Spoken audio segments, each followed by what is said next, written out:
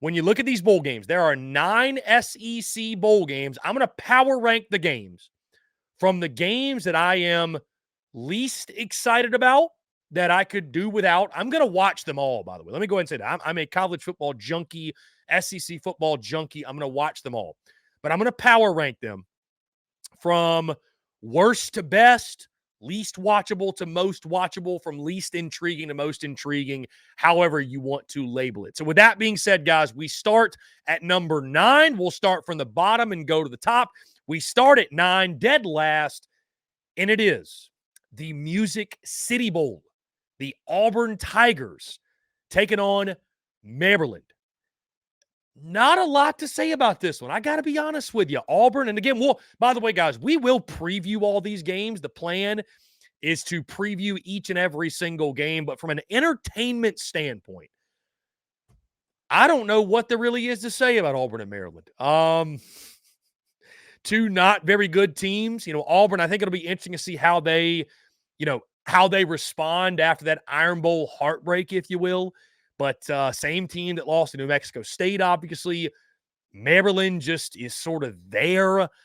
Not a lot really fires me up. Not a lot really intrigues me about this one. So number 9, easily for me, Auburn and Maryland in the Music City Bowl. And number 8, the Texas Bowl. I've got Texas A&M, Oklahoma State. Okie State obviously getting blown out in the Big 12 title game. Texas A&M without a head coach right now, at least coaching in the bowl game. Mike Elko, of course, hired. But going to be interesting. I mean, Walter Nolan's already hit the portal. Opt-outs obviously are going to hit every single one of these games, transfer portal, what have you. But I don't know. There's just, in regards to my personal interest, intrigue level, I'm having to find reasons why I'm going to be excited for this one. I guess like the regional matchup to a degree, right? Texas A&M, Oklahoma State, sort of in that same region of the country, if you will. For those reasons, maybe there's some sort of a little bit of a rivalry there. I will, again, definitely watch this game along with the others, but it doesn't do a ton for me. At number 7, I've got the Gator Bowl at 7, guys. Kentucky taking on the Clemson Tigers. The only rooting interest I have in this thing is pulling against Clemson. That's it. That's it. Outside of that, guys, you got a Clemson offense that's terrible. You got a Kentucky offense that, exploded against Louisville, but against South Carolina was abysmal. And it is interesting, right, that both of these teams played South Carolina the final 2 weeks of the regular season, and now they're playing each other, right? I think Mark Ryan makes good points on, based off the transitive property, you feel like you should be able to figure this thing out. This is a throwback, though, guys. If you didn't realize this, Kentucky-Clemson, this is a throwback to, I think, like 2006, maybe 2007, something like that. These two have met in a bowl game before. So what's the motivation factor for a Clemson? We're seeing transfer portal guys hit the portal. Clemson obviously was expecting to be in the ACC title playoff, whatever. On the Kentucky side, Devin Leary and company, Ray Davis, what are their opt-out situation? What does that look like? I am interested in this one more so because we're all just pulling for Clemson to lose. That's the intriguing part. At number 6, the Citrus Bowl. Tennessee taking on Iowa. I don't know how Iowa's going to keep up in this game. Do we see a lot of Nico in this game for Tennessee? I think that could be intriguing. Does Joe Milton, does he play? I guess there's no reason for him not to play, but, in a bowl game, you just never know what might happen.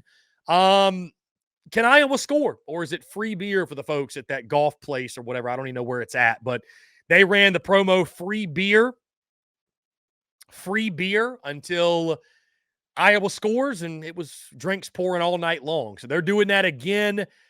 Tennessee, you would think, is going to have a field day. What can Tennessee do against that elite Iowa offense? But I mean, I don't know. Like, it's Iowa's a team where they're really good, but not all that fun to watch.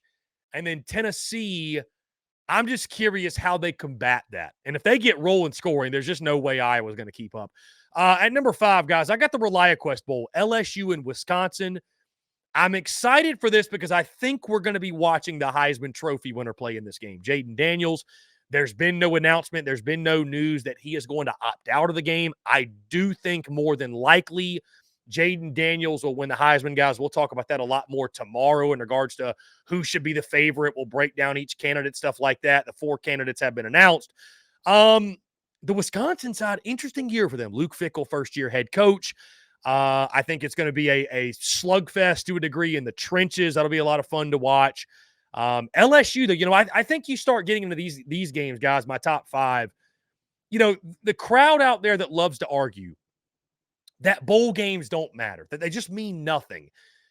It's funny how people say that, but for the teams that win bowl games, I just go back to what Steve Spurrier said when he was at South Carolina, maybe even before that it just does wonders for you when you can win that last game on your schedule, when you can go into the offseason off of a win. Everything's better. The offseason's better. Training is better. The preseason practice is better. Spring ball is better. Spring game's better. Everything around your program is better, right?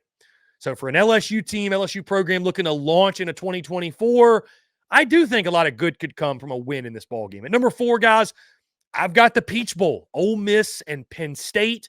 Again, a pair of programs and a pair of teams. Seems like they're always the bridesmaid, never the bride for whatever reason. Both these programs are kind of knocking on the door. They're not in bad spots, right? I think Penn State, the situation is a little bit more dire under James Franklin than it is at Ole Miss with Lane Kiffin, because here's the thing, guys. You go 10-2 starting next year, Ole Miss is a playoff team. Mizzou is a playoff team. Double-digit wins, more than likely, as an SEC team, is going to get you in the playoffs. So, I think it's a good game, guys, from the standpoint of a pair of teams on really equal footing, a pair of teams in similar situation in regards to their ascension and trying to climb as a program. The explosive offense of Ole Miss. Can Penn State keep up? Obviously, offensively, got a great defense, though, as well. The Lane Kiffin factor obviously makes it a must-watch. So at number 4, I have the Peach Bowl. Number 3, I've got the Orange Bowl, Georgia and Florida State. This, unfortunately, is not going to be the game that it should be, that it's supposed to be. This is a game that's about which team is more motivated. I mean, really, truly, guys, like you kind of have to try to read in between the lines of motivation factor. I'd probably lean Georgia at this point because I think Kirby Smart does such a good job of motivating his football team. And it would be strange to me to see a Georgia team come out flat and uninspired and lose the football game. And I mean, for Florida State, though, without Jordan Travis, got screwed over from making the playoff. I mean, you got to wonder, what's that roster going to look like when toe meets leather? I mean, you really have to wonder what that roster is going to look like. So, I mean, you could argue, guys, this game could have been number 1, but because of the lack of motivation for both sides, because of the potential opt-outs, because of the potential transfer portal entries that are going to hit both teams, especially FSU, it's not going to quite be the game that we hoped it would be, but still, I'm very intrigued because of all those things I just mentioned, what this game is going to look like. Is Georgia just going to boat race Florida State? Is Florida State? Huge game, huge opportunity for them. What if Florida State goes out and beats Georgia? What if? What if, man? A lot on the line in that football game. Number 2, guys, I've got the Cotton Bowl, Missouri and Ohio State. Obviously, Kyle McCord already entering the transfer portal. There's been more guys that have opted out into the portal for Ohio State. I'm just excited for this game because I think this could be a massive, massive launching point for Missouri. And either way, guys, whether they win or lose, it doesn't change the great things Mizzou did this season and the goodwill they built up for their program and the way they really ascended Missouri football this year. But I mean, dude, you beat Ohio State. You finish with 11 wins. You go 11-2. And you go into 2024, I mean, you got to feel really, really good if you're a fan of MIZ going into the offseason with that type of momentum, right? Like, you think about that type of momentum. And it's just playing in Missouri's hands, by the way, that Ohio State, they don't want to be there. Their goal was the playoff. McCord's out. Guys are opting out left and right. Meanwhile, guys, I mean, I don't expect a lot of Mizzou dudes. I think Missouri, I think the mentalities are completely completely different between these two. But I am fascinated to watch this game because of what it could potentially mean for the Missouri Tigers moving forward. That reason I've got this game at number 2. And at number 1, guys, I mean, it's no secret. It's no surprise, I should say. The Rose Bowl, the college football playoff matchup between Alabama and the Michigan Wolverines. I'm excited about this one for many reasons. Number 1, it's going to be a great football game. Michigan a 2-point favorite in the game. Number 2, get to watch the GOAT at work, right? Like I said yesterday, I was wrong. I was wrong in the GOAT. Doubt the GOAT at your own risk, especially with all this time to get ready for this ball game. But another reason why, when you talk storylines and like why I'm so fascinated, on one hand, you've got the evil empire that is Alabama and Lord Nick Saban that got put in the college football playoff, to some undeservingly so. And Alabama that kept Florida State, an undefeated Power 5 conference champion, out of the playoff. Many across the college football landscape hate Alabama for that. And on the other side, you've got Michigan, who's the number 1 team in college football, right? But the whole Connor Stallions thing, Jim Harbaugh getting suspended throughout the regular season. I mean, there's a lot of people across college football that hate Michigan. And so a lot of folks looking at this game, they're going to have to pick, okay, which of these is the lesser of the two evils? Do I go for Alabama in this to dethrone Michigan and prove that karma is real? Or do I go for Michigan to knock out the SEC and the evil empire that is Alabama football? I think there's going to be a lot of people that are at a crossroads.